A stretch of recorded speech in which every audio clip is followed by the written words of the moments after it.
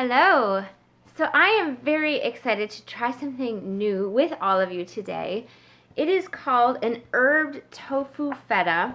So the recipe is found as an addendum to a recipe in the Flavor Forks and Knives Cookbook.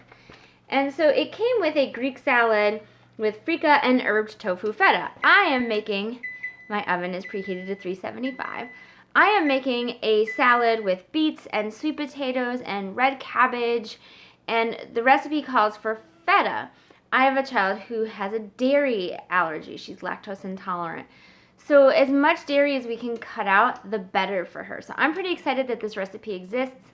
I've never made it before, but I can't wait to give it a try. So we start with a lined baking sheet.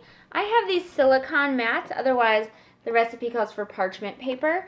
I also have parchment paper, but this is a little bit like less throwing stuff in the trash all the time, and they work pretty well. I also have a bowl ready to go. So I have cut some extra firm tofu up into, it says like 1/2 inches. I just made really small crumbly bits because I figure like I have no idea what I'm doing. Let's see what small crumbly bits do.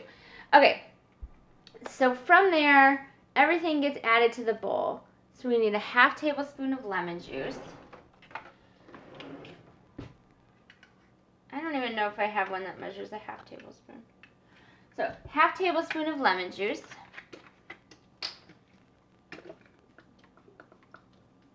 Which goes all around. That's going to be that kind of sour punch.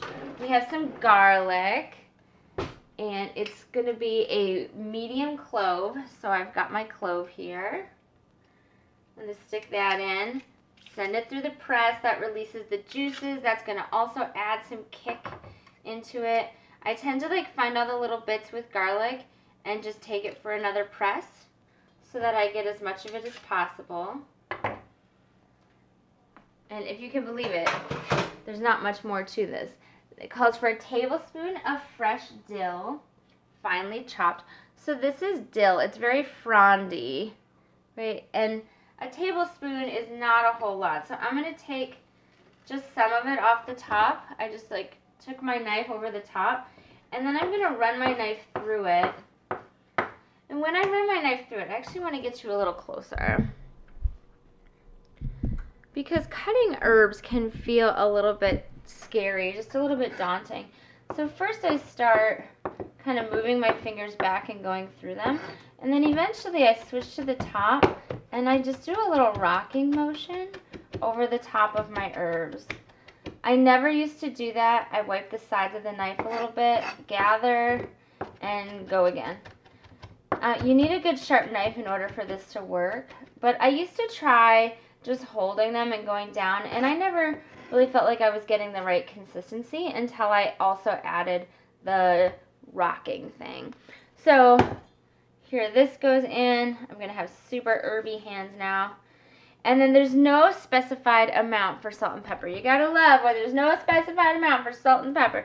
So I used to say that means I can guess. That is a really bad idea.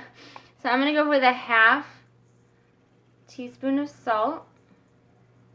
Actually, just thinking about it, that was a 1/4. I'm going to go for a full 1/2. And then pepper, I actually do just coat anything I do with a little bit because I know that it's not my favorite flavor. So some people really like pepper. You kind of got to do it to taste. That's why all the recipes say to taste. So this goes round and round, right? We're working to get all those flavors mixed in. It's kind of pretty, right? You've got that green fleck. I do want to make sure that that pepper gets all mixed in. And then I think it's just going to go on the baking sheet for 10 minutes. So I'm going to pull this all back here. Lemons cubes, baking sheet, single layer, 10 minutes. So the thing that surprises me is that a 1/2 tablespoon of lemon doesn't seem like a lot. But I'm going to follow the recipe, and then I'll put in the notes what I really thought of it. So here it goes on the baking sheet. Make sure I get every little last bit of that juice and spice. I'm going to spread it out. That single layer, I am sure, is important because otherwise it won't cook well. I don't think you have to mess with it. I don't think you have to turn it while it's baking, but let me just double check. 10 minutes until dry and crumbly, remove and set aside, cool to room temperature. So apparently, this is how we're going to make our own feta. How exciting. So in it goes.